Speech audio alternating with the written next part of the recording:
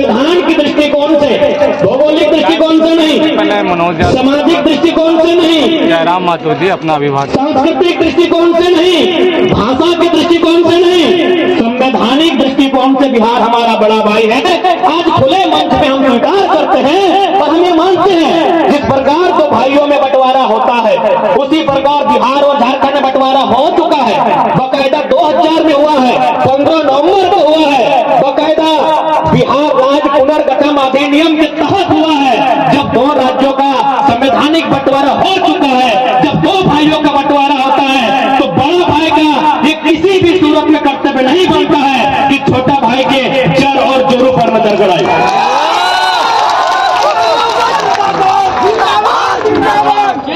क्या एक भी उदाहरण ऐसा है कि दो भाइयों में बंटवारा होने के बाद बड़ा भाई लाख बलशाली है, बड़ा भाई लाख धनवान है, क्या छोटे भाई की जोरों और जमीन पे नजर गड़ाएगा? क्या बड़ा भाई को शोभा देगा?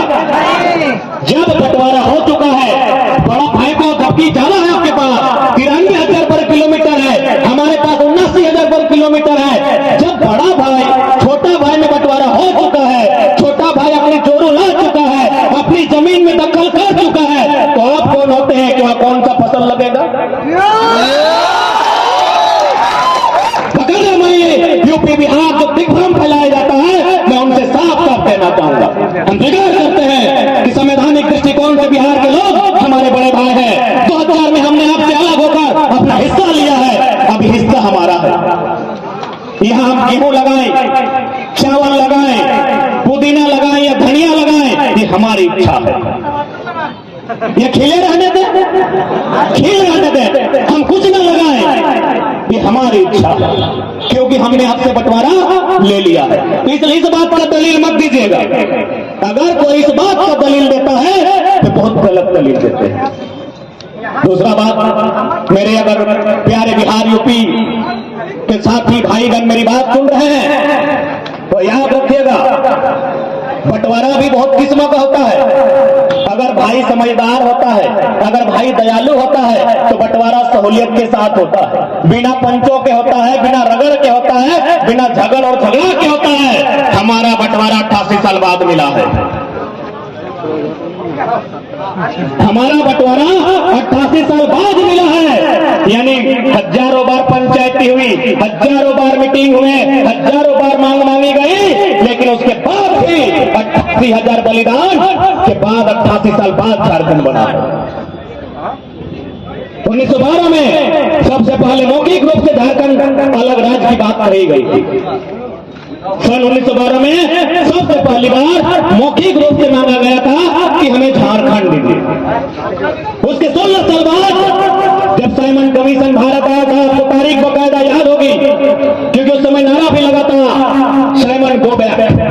1928 यानी 16 साल बाद जब साइमन कमीशन भारत आया था तो हम लोगों ने पहली बार बकायदा लिखकर, 12 में बोलकर और 28 में लिखकर मांगा था कि हमें अलग झारखंड राज्य चाहिए।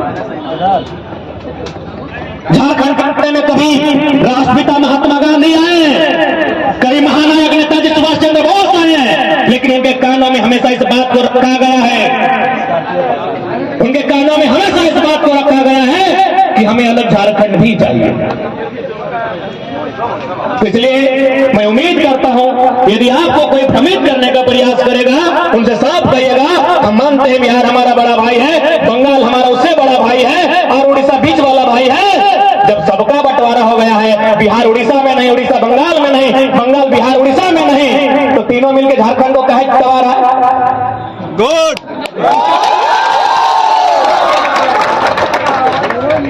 हमने देहात में है खातिर कहले का होला कि मैंने जमीन और जोरू जोर के नहीं तो को न और के, वही हालत। आज आप देखिए झारखंड के किसी कार्यालय में जाइए, प्रखंड कार्यालय में जाइए, थाना प्रभारी के कक्ष में जाइए, जिला के किसी कार्यालय में जाइए, हर जगह बाहर के लोग हैं भाई। तो झारखंड क्यों बना था? एक लाइन बताइए। तो झारखंड राज्य क्यों बना था? यदि उनको काबिज होना था, अगर यहाँ बीडीओ सीओ उनको ही बनना था, डीएसपी अगर उनको ही बनना था, हमारे पूर्वज के बेवकूफ थे जो जान देने के बाद, बलिदान देने के बाद, संघर्ष करने के बाद, यातनाएं झेलने के बाद अलग झाड़ कर लिया। आज जिस क्षेत्र में हम खड़े हैं, यहाँ केवल झारखंड ही नहीं, यहाँ की सेंट्रल योजनाओं ने भी इस राज्य को, इस क्षेत्र को लूटने का काम किया। एक कहावत कही जाती है कि हमार पानी हमार पसीना, बिजली जले तो शेख हसीना। कि हमार पानी और हमार पसीना और बिजली जले तो मैडम शेख हसीना।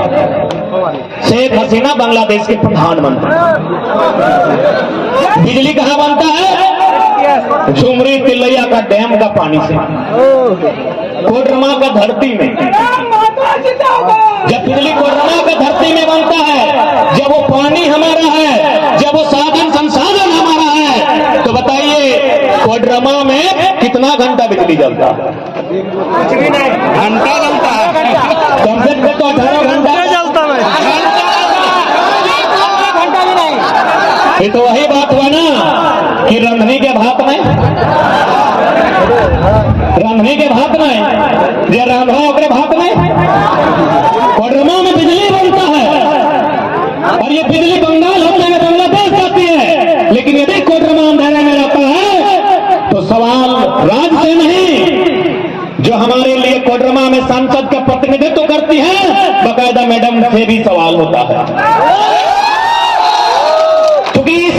कोडरमा लोकसभा विधानसभा के नेतृत्व करने वाली दोनों नारी शक्ति का प्रतीक है, अतः हम उनकी व्यक्तिगत आलोचनाएं नहीं करेंगे, क्योंकि हमारा संगठन स्पष्ट कहा है, हम लोग बीमार, वृद्ध, विकलांग, बच्चे और महिलाओं का आदर करेंगे, आदर करते हैं, लेकिन उनकी नीतियों की आलोचना करेंगे और उनसे हम सवाल करेंगे। सबसे पहला सवाल तो सांसद महोदय के नाम से ही है हमारा। सांसद महोदया का नाम है अन्नपूर्णा, यही नाम है। इस हर नाम का अर्थ होता है, जैसे पवन यानी हवा,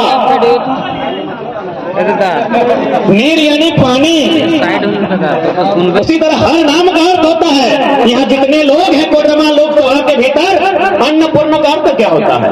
हम लोग पढ़े, अन्नपूर्ण का अर्थ होता है भोजन की देवी से। अन्न यानी आहार, यानी अन्नपूर्ण का संबंध होता है, जो सबकी अपनी अपनी आस्था है, किसी की ईश्वर पे, किसी की अल्लाह पे, किसी के वाहेगुरु पे, तो किसी के पर्वतों पर, किसी की पहाड़ों पर। यानी अन्नपूर्ण का मतलब होता है जो देवी हमें आहार देती है, उसका मतलब होता है अन्नपूर्ण। इस हिसाब से तो नाम तो बड़ा सुंदर था, काम भी बड़ा सुंदर मिला था, उनको लोगों ने दिल्ली भेजा था, लेकिन सुन रहे हैं मैडम को 48 करोड़ का ठेका मिला है चुप रहने के लिए। तो ऐसे में हम उनको माता स्वरूप मानते हैं, क्योंकि वो हमारी मां समान होंगी, लेकिन उनकी जो नीतियां हैं उनकी हम आलोचना करेंगे और बाकायदा मैडम से कहेंगे कि पहले अपने नाम का मतलब जानिए मैडम। अन्नपूर्ण का मतलब होता है भोजन देना, भोजन देने वाली देवी को अन्नपूर्णा कहा जाता है। आप तो भोजन छीन रहे हैं। धरना में बैठते हैं कई गांव के लोग जिनका जमीन विस्थापन नहीं हुआ है, जबरन कंपनी अधिग्रहण कर रही है। अरे आप अपने नाम के उल्टा काम कर रहे हैं। आपके नाम का मतलब है भोजन देना, आप कोडरमा का भोजन छीन रहे हैं। इसलिए मैं आपसे निवेदन करूंगा, या तो अपना नाम बदलिए या तो कुर्सी बदलिए। सांसद महोदय से निवेदन करूंगा कि आप अपना नाम बदलिए और नहीं तो कुर्सी बदलिए, क्योंकि वो जिस कुर्सी में आप बैठे हैं उसकी उत्तरदायित्व दिल्ली में होता है। अगर आप दिल्ली में नहीं हमारी बात को रख पाते हैं तो 48 करोड़ हम लोग चंदा उठा के दे देंगे, हमारे भविष्य के साथ खिलवाड़ मत कीजिए। उसमें भी सुनने में आया 18 करोड़ का मिट्टी भराई है। 18 लाख 18 करोड़, 18 करोड़ यार कितना जीरो है गई ले। 18 करोड़ का मिट्टी भराई है, सुने 1 करोड़ में ही काम निपटा दिया है। एक तो नाम अन्नपूर्णा, ऊपर से एक मातृ शक्ति, एक देवी का, यानी उनका रोल होना चाहिए था कि कोडरमा की जनता को भोजन कैसे मिले। उनका कर्तव्य होना था कि कोडरमा के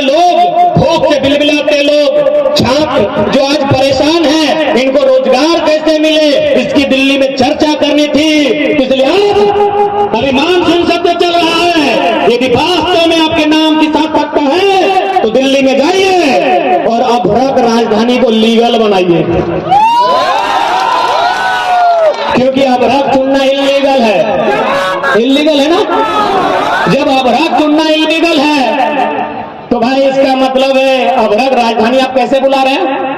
अभ्रक राजधानी आप इसलिए बुला रहे हैं क्योंकि अभ्रक पाया जाता है तो लीगली ना, इसलिए जाके बकायदा, चूंकि अभ्रक का कारोबार, चूंकि ये खनिज संपदा है और खनिज संपदा का कहीं ना कहीं अधिकार क्षेत्र सेंट्रल में होता है, बकायदा मैडम को जाना चाहिए और वहां इस बात को रखना चाहिए कि अभ्रक चुनना, जिसको हम लोग ढीबरा बोलते हैं, ढीबरा चुनना कानूनी किया जाए और जो लोग उस क्षेत्र के हैं उन्हें विशेष अधिकार मिले ताकि उनका भरण पोषण, उन्हें रोजी रोजगार मिले।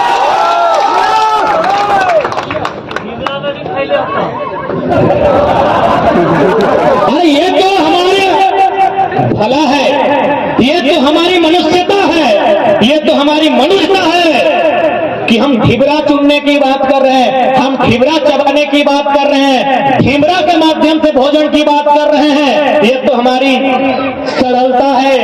यदि हमारी सरलता में जरा सी भी समस्या और बाधा उत्पन्न होगी तो हम ढिबरा नहीं चुनेंगे, 24 में हम एमपी की कुर्सी को चुनेंगे।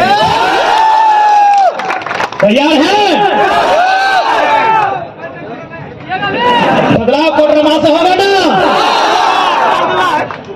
और हम लोग कोडरमा विशेषकर इसलिए भी चाहते हैं बदलाव कोडरमा से हो क्योंकि यदि धनबाद बोकारो में परिणाम आएगा तो लोग जाति सत्य का ठप्पा लगाएंगे।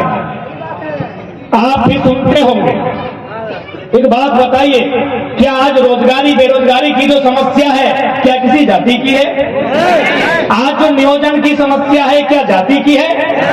क्या बीमार कोई जाति विशेष के लोग होते हैं? तो ये केवल दिग्भ्रम इसलिए फैलाया जाता है क्योंकि हमारे सवाल का उत्तर राजधानी तो छोड़िए, दिल्ली में बैठे लोगों के पास भी नहीं, इसलिए भ्रम फैलाया जाता है। और आज कहां जाती भाई? आज तो मैं मीडिया के माध्यम से पूरे राज्य को संदेश दूंगा, ये कोडरमा है, यहां तो हमारे कुर्मी समुदाय के लोग रहते भी नहीं। आज कहां जाती है? आज तो हमारे साथ फरजान खान आए हैं, दीपक रवानी आए हैं, और इधर प्रेम नायक जी हैं, बेस्ट लोग हैं, स्वर्ण लोग हैं, हरिजन लोग हैं, संथाल लोग हैं। अरे हिरण का बात नहीं करेंगे, हिरण का तो मधेपुरा है।